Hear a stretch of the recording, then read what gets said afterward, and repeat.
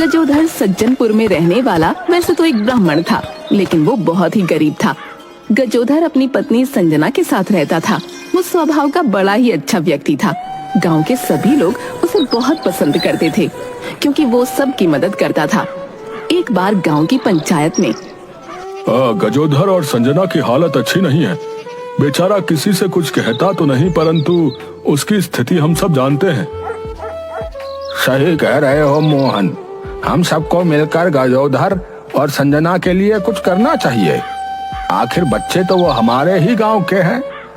एक काम करते हैं, हम सब पैसे जमा करके गजोधर के लिए एक बैलगाड़ी और 2 बैलों का जोड़ा खरीद देंगे, ताकि वो उससे सवारियों को लाने और ले जाने का काम कर सके, जिससे उसकी कुछ आमदनी हो सके। गांव वालों ने चंदा इकट्ठा किया और मुखिया जी की देखरेख में गजोधर के लिए एक बैलगाड़ी खरीदी गई। देखो गजोधर, सब गांव वालों की मदद से आज तुम्हें ये बैलगाड़ी दी जा रही है, ठीक है?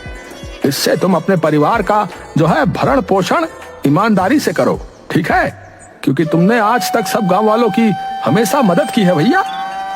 धन्यवाद मुखिया जी, मेरे धन्य भाग हैं जो मैं ऐसे गांव में रह रहा हूँ। मैं सब गांव वालों का आभारी हूँ।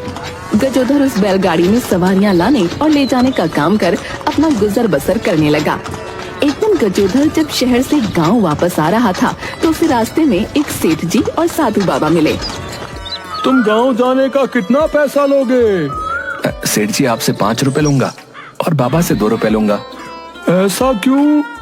सेठ जी, आपकी आमदनी ज्यादा है, इसलिए आपसे 5 रुपए लूंगा, जो कि गांव तक जाने का उचित किराया है। लेकिन बाबा से 2 रुपए लूंगा, क्योंकि वो तो अपनी गुजर बसर करने के लिए लोगों के दिए हुए दान पर आश्रित रहते हैं। इसलिए मैं उनसे किराया कम लूंगा और ये सोचूंगा कि मैंने 3 रुपए दान कर दिए। सेठ और साधु बाबा दोनों लोग बैलगाड़ी में बैठ गए और वहाँ से निकल पड़े। साधु बहुत बुजुर्ग थे।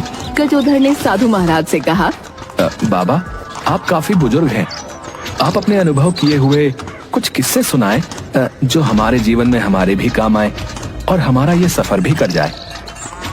मैं तुम्हें अपने अनुभव का एक किस्सा सुनाता हूँ, लेकिन उसका मैं 1 रुपया लूंगा। ठीक है साधु महाराज, आप किस्सा सुनाइए। अगर कोई बात 4 आदमी एक साथ मिलकर तुमसे कहें, तो तुम्हें वो बात मान लेनी चाहिए और उस काम को कर लेना चाहिए। उसके बाद साधु महाराज, ये बात तो यहीं खत्म हो गई। दूसरी बात के फिर से 1 रुपया लूंगा। ठीक है महाराज, सुनाइए। जब भी किसी नदी के घाट पर स्नान करने जाओ, तो उस घाट पर स्नान करना जहां पर लोगों की भीड़ ना हो। भीड़ भाड़ वाले घाट पर स्नान मत करना। आगे बताइए साधु महाराज। ये बात यहीं खत्म हो गई। अगर आगे की बात सुननी है तो 1 रुपया और लगेगा। सेठ जी से तो मैं 5 रुपए लेने वाला हूँ। अभी भी मेरे पास 1 रुपए का मुनाफा है। मैं एक और बात सुन सकता हूँ। महाराज, कृपया करके एक बात और सुना दें। अगर कोई बात छुपाना चाहते हो या कोई भेद किसी से गुप्त रखना चाहते हो, तो वो बात अपनी पत्नी से भी कभी मत कहना। महाराज, बातों बातों में हम लोग गांव पहुंच गए। गजोधर सवारियों को उतार अपने घर लौटाता है। दूसरे दिन गजोधर फिर से शहर जाता है, जहां उसे कुछ लोगों की भीड़ दिखाई देती है। उत्सुकतावश वो भी भीड़ के अंदर जाता है और उसे पता चलता है कि वहाँ सड़क पर एक व्यक्ति मरा पड़ा है।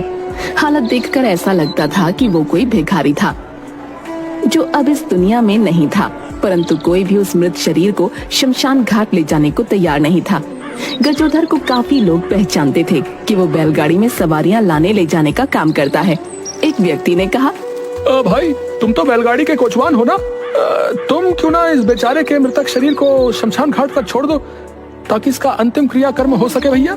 नहीं नहीं, मैं एक ब्राह्मण हूँ और मैं ये काम नहीं कर सकता हूँ। तभी उसे साधु की बात याद आ गई कि जिस बात को 4 लोग कहें, उस बात को मान लेना चाहिए। ठीक है, मैं इस मृतक शरीर को शमशान घाट तक पहुँचा दूंगा। लोगों की मदद से गजोधर ने उस भिखारी के मृतक शरीर को बैलगाड़ी में रखा और शमशान घाट की तरफ चल पड़ा। थोड़ी देर में शमशान घाट पहुंच गया और जब भिखारी के शरीर को बैलगाड़ी से उतारने लगा तो उसकी नजर भिखारी की कमर पर बंधी हुई एक थैली पर पड़ी। गजोधर ने थैली खोलकर देखा। इतने सारे सोने के सिक्के इस भिखारी ने अपने आने वाले समय के लिए जमा किए होंगे।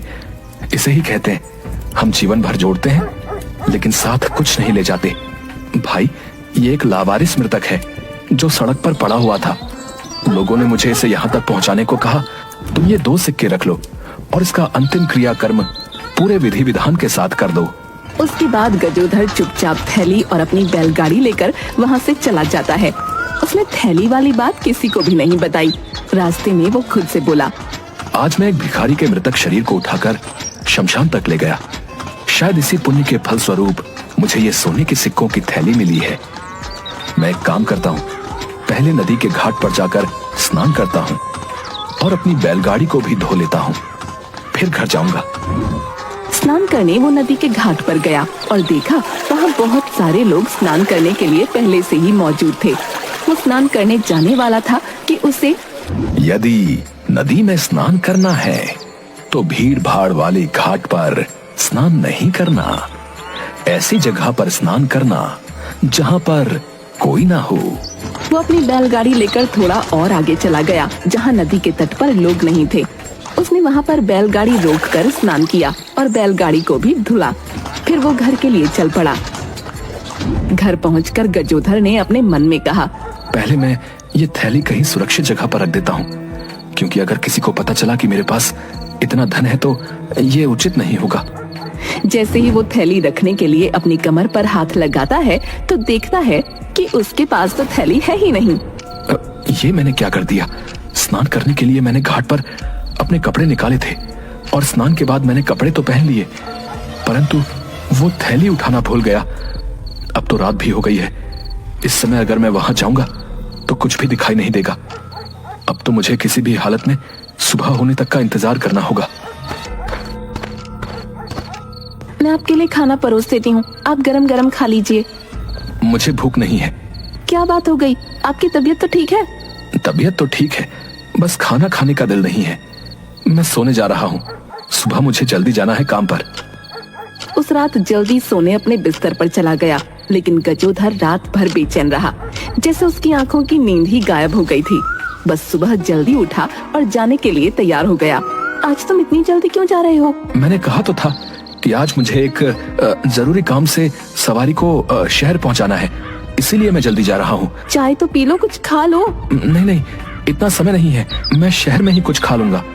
तुम फिक्र मत करो, बस अपना ध्यान रखना। गजोधर घाट के लिए निकल पड़ा। रास्ते में गजोधर खुद से बोला, भगवान, बस मुझे वो थैली वापस मिल जाए। लेकिन अगर वो थैली मुझे नहीं मिलती है तो मैं ये समझ लूंगा कि वो मेरी किस्मत की नहीं थी।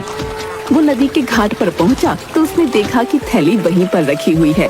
क्योंकि उस घाट पर कोई आता नहीं था, इसलिए थैली पर किसी की नजर नहीं पड़ी और वो थैली सुरक्षित रही। अच्छा हुआ जो मैंने साधु महाराज की बात मानी। अगर मैं भीड़ भाड़ वाले घाट पर नहाने जाता तो अवश्य मेरी थैली किसी और को मिल जाती और मेरे हाथ आया हुआ मेरे मुंह भी नहीं लगता। आपका लाखों करोड़ों धन्यवाद साधु महाराज, जो आपने अपने अनुभव से बातें बताई थी। सच में जीवन में काम आ रही हैं। अब मैं जल्दी घर जाकर इस थैली को किसी सुरक्षित जगह पर छुपा देता हूँ और फिर जरूरत के अनुसार थोड़ा थोड़ा धन खर्च करूंगा। गजोधर थोड़ा थोड़ा करके धन खर्च करने लगा और कुछ समय बाद उसने अपना घर अच्छा बनवा लिया। परंतु बैलगाड़ी में सवारी लाने ले जाने का काम उसने नहीं छोड़ा। गजोधर के पड़ोस में रहने वाला धनीराम गजोधर की तरक्की देखकर उससे ईर्ष्या करने लगा। एक दिन धनीराम अपनी पत्नी कलावती से बोला, मुझे एक बात समझ में नहीं आती है कि ये गजोधर जो है बैलगाड़ी में सवारियों को लाने ले जाने का काम करता है, फिर भी इसने अपना घर कितना अच्छा बनवा लिया है भाई। और जहाँ पहले उनके पास जो है खाने को भी नहीं रहता था, आज देखो उनकी स्थिति कितनी अच्छी हो गई है। बात तो आप सही कह रहे हैं। भला बैलगाड़ी में सवारी लाने ले जाने का काम करने से इतने पैसे थोड़े मिलते हैं। और उस संजना को तो देखो, पहले कैसे फटी पुरानी साड़ियाँ पहनती थी और अब शहर से लाई हुई चमकती हुई साड़ियाँ पहनती है वो। हमें पता लगाना होगा इन सब के पीछे राज क्या है, समझ रही है ना। गजोधर से तो कुछ पूछा नहीं जा सकता क्योंकि वो काफी चालाक है, परंतु तुम एक काम करो, उसकी पत्नी के पास जाओ और बातों बातों में उससे गजोधर की कमाई का जरिया पूछ कर आना। मैं अभी जाती हूँ, शुभ काम में तेरी कैसी।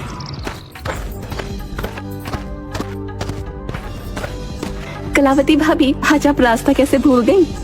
बहन संजना कितने दिनों से सोच रही थी तुम्हारे यहाँ तुमसे मिलकर आऊं। आप तो हमारे घर कभी आती नहीं, हम गरीब जो ठहरे।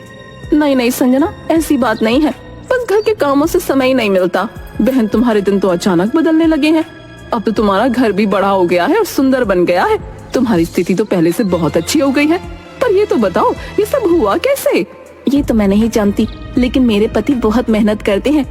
अरे बहन, तुम नहीं जानती, इन पतियों को अपनी सारी बातें हमें थोड़ी ना बताते हैं, लेकिन हमारा फर्ज बनता है कि हमें हर बात पता होनी चाहिए। आप सच कह रही हैं भाभी, मैं तो कभी कुछ पूछती ही नहीं हूँ। यही तो गलती करती हो बहन, तुम बहुत भोली हो, इसलिए मेरा फर्ज बनता है तुम्हें समझाना। तुम्हें सब पता होना चाहिए कि तुम्हारा पति करता क्या है, कहाँ जाता है, कहाँ से पैसे लाता है। कहीं वो गलत संगत में तो नहीं पड़ गया ना, जो अचानक इतना धन आने लगा। सही कह रही हैं भाभी आप, मैं आज से ही पूछती हूँ, आखिर इतना धन आता कहाँ से है? शाम को जब गजोधर घर आता है, आज आपको मुझे बताना ही होगा, आप पैसे कहाँ से कमाते हैं? बैलगाड़ी चलाकर इतने पैसे कमाना मुमकिन नहीं है। गजोधर बहुत समझदार था, उसने मन ही मन सोचा, हो ना हो, किसी ने मेरी भोली भाली पत्नी को भड़का दिया है। तुम नहीं जानती मैं कितनी मुश्किल से झूठ सच बोलकर तुम्हारे लिए ये धन कमाता हूँ, क्योंकि मैं नहीं चाहता कि तुम मेरे साथ और गरीबी में रहो। तो आप मुझे सच सच बताइए ना, आप ये धन कैसे कमाते हैं? मैं रोज शहर जाता हूँ और कितनी मुश्किल से झूठ सच बोलकर ये धन कमाता हूँ। शहर की कोतवाली में बहुत सारे मुकदमे होते हैं, जिसमें कोतवाल साहब मुझे उन मुकदमों में गवाही देने के लिए कहते हैं, जिसके लिए वो रोज मुझे 2000 रुपए देते हैं। संजना गजोधर की बातों से संतुष्ट हो गई और उसने कहा, मुझे माफ कर दीजिए, आपको मेरी वजह से कितना कुछ करना पड़ता है। दूसरे दिन संजना कलावती को सारी बातें बताती है और कलावती अपने पति धनीराम को। अच्छा, तो ये बात है, मैं भी कल से शहर जाऊंगा और ऐसे ही रोज के रोज 2000 रुपए कमा कर लाऊंगा और बहुत जल्द उस गजोधर से अमीर बन जाऊंगा। हाँ, ये सही रहेगा, हमें भी जल्द से जल्द पैसे जोड़ने होंगे। दूसरे दिन धनीराम कोतवाली पहुंच जाता है और अंदर जाने से डरता है, इसलिए बाहर ही वो चक्कर लगाने लगता है।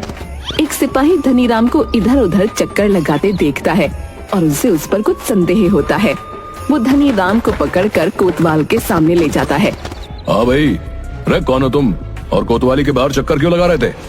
जी कोतवाल साहब, मैं तो यहाँ बस वो आपके काम के लिए। अरे भाई, जो पूछ रहा हूँ उसका सही सही जवाब दो, वरना ये डंडा देखा है? जी जी जी साहब, मैं तो यहाँ सच्ची झूठी गवाही देने के लिए आया हूँ। आप मुझे जिस मुकदमे में गवाही देने को बोलेंगे मैं दे दूंगा। क्या कहा तुमने? सच्ची झूठी गवाही? जी जी जी साहब, आप मुझे 2000 की जगह 1500 भी दे देंगे तो भी मैं खुशी खुशी यह काम कर लूंगा साहब। कोतवाल बहुत ईमानदार आदमी था और धनीराम की सच्ची झूठी गवाही की बात सुनकर गुस्सा हो जाता है और सिपाही को आदेश देता है। अरे भाई, इस दुष्ट आदमी को कैद खाने में डाल दो और सारा दिन इस पर 100 डंडे बरसाओ, फिर शाम को अगर इसका दिमाग सही हो जाए तो इसे छोड़ देना। धनीराम पूरा दिन डंडे खाता रहा और उसकी हालत खराब हो गई। अरे कोतवाल साहब, अब गलती से भी कभी झूठी गवाही देने की नहीं सोचूंगा। अब तो जाने दीजिए, पूरा बदन दर्द कर रहा है। अब तो कुछ महीनों तक बैठना भी मुश्किल है। और अगर गलती से भी गलती की और ऐसा विचार आया तो इसको याद कर लेना, समझ गए? अरे नहीं नहीं साहब, मरवा दिया रे इस गजोधर ने तो। शाम को जब वो घर जाने के लिए बाहर निकला तो वो ये समझ चुका था कि गजोधर एक बहुत चतुर इंसान है और उससे दुश्मनी लेना ठीक नहीं है। अरे ये गजोधर और उसकी पत्नी बहुत चतुर है, इनसे दूर रहना ही सही रहेगा। चला भी नहीं जा रहा है। उस दिन के बाद उसने कभी गजोधर के धन के रहस्य के बारे में जानने की कोशिश नहीं की और दूसरी तरफ गजोधर ने अपना सवारी का काम नहीं छोड़ा और मिले हुए धन को संभाल कर खर्च करते हुए अपना जीवन खुशी खुशी बिताता रहा।